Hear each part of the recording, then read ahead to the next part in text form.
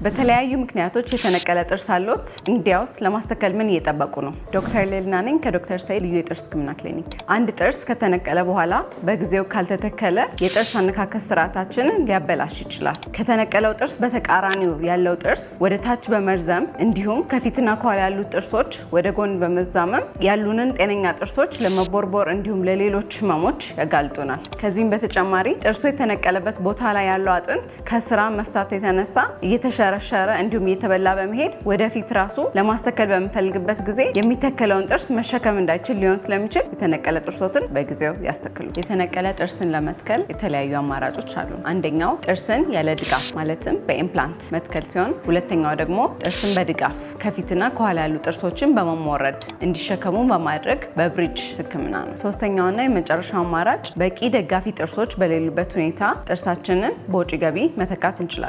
ይህን አገልግሎት በዶክተር ሰይድ ልዩ የጥርስ ህክምና ክሊኒክ ማግኘት ይችላሉ። ለበለጠ መረጃ ከታች ባሉት ስልክ ቁጥሮች ይደውሉልን።